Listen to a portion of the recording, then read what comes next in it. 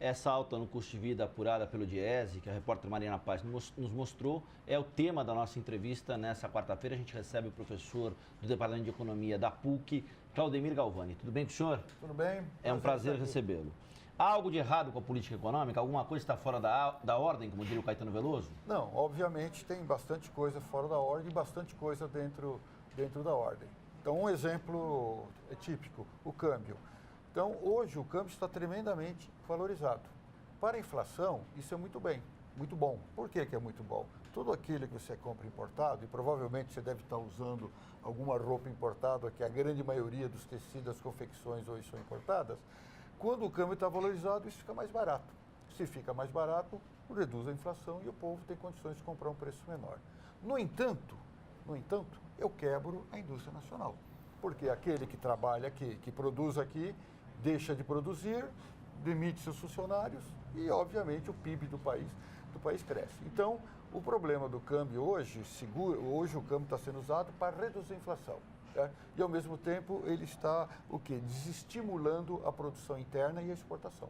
Então, esse é alguma coisa que tem que ser mudado, que eu diria, com certa rapidez, que provavelmente só vai ocorrer isso com a mudança de governo, mesmo que seja o mesmo governo, mas uma nova gestão. Professor, por que a cesta básica aqui em São Paulo é a mais cara? É um fato interessante, né, que é a cidade o estado mais industrializado, a cidade maior do país. Mas aqui ocorre dois efeitos. O principal deles é a demanda. Aqui a população é maior, aqui se compra mais, então se pressiona mais os preços por causa disso. E a segunda é que tanto o crédito quanto a renda aqui em São Paulo é maior, ou seja, então se estimula-se a comprar mais porque a renda é maior. Então esses dois elementos faria com que normalmente o custo de vida em São Paulo seja maior, exceto quando você está numa fase, vamos dizer, de recessão, onde se compra muito pouco, e aí aqueles estados onde precisa de um frete muito elevado, aumenta o custo por causa do frete. Mas não é o caso nesse momento aqui.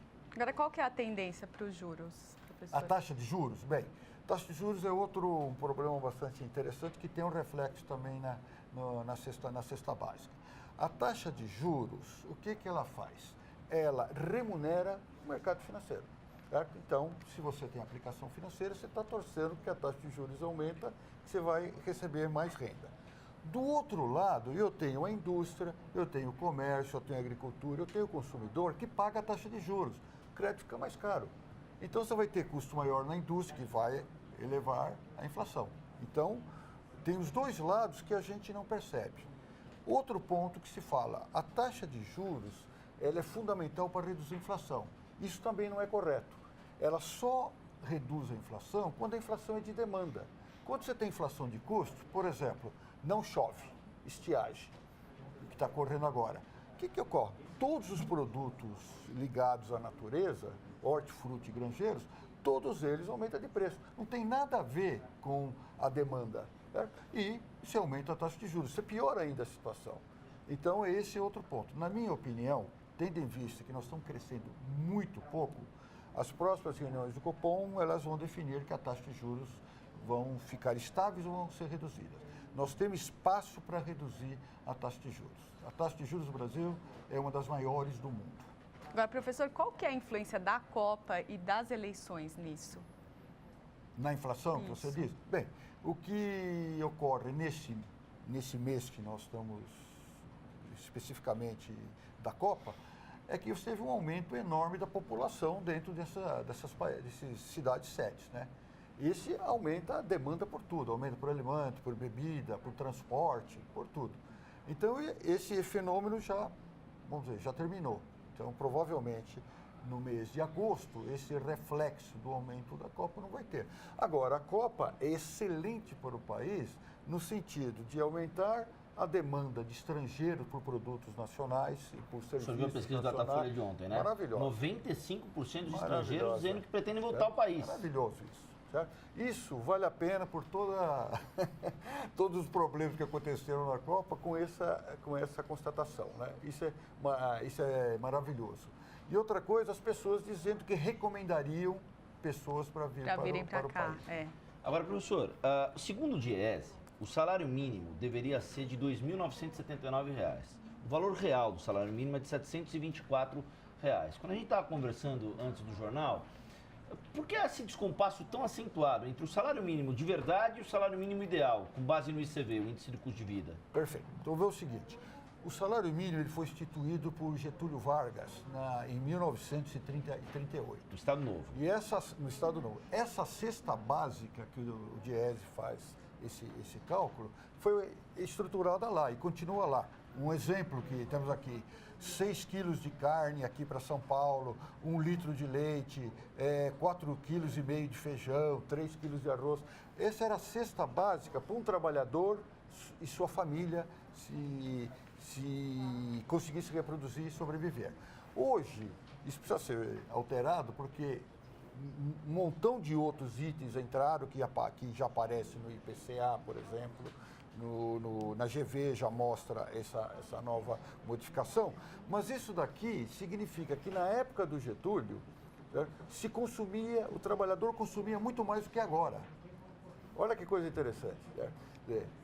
Ele conseguia com o salário mínimo comprar tudo isso que hoje precisa de 2.700, precisa de 4 vezes. Então, na verdade, de uma forma, vamos dizer, estatisticamente geral... quase uma regra de 3 que o senhor está falando. Quase uma regra de 3, ou seja, hoje precisaria ganhar 4 vezes mais. Ou seja, naquela época, consumia 4 vezes mais um trabalhador. Olha que coisa interessante, né? Tinha poder de compra 4 vezes mais. Mas tem um ponto interessante que eu levantei o dado aqui, é o seguinte...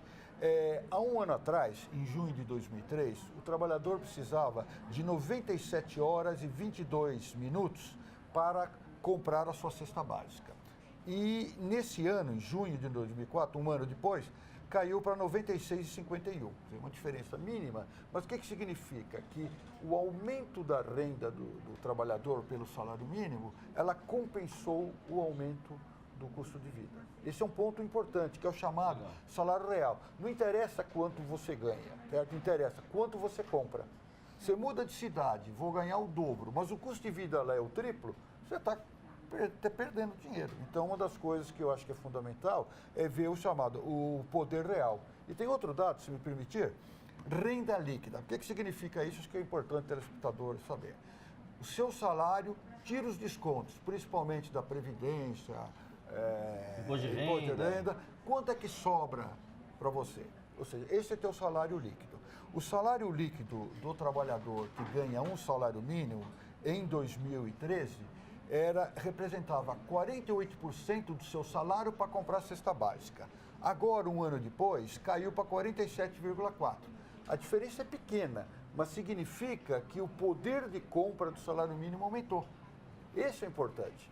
Então, normalmente, a gente foca sempre na parte negativa, mas olha pontos positivos que está vendo aqui dentro. Aumento, então, da renda, do poder de compra do trabalhador que ganha salário mínimo.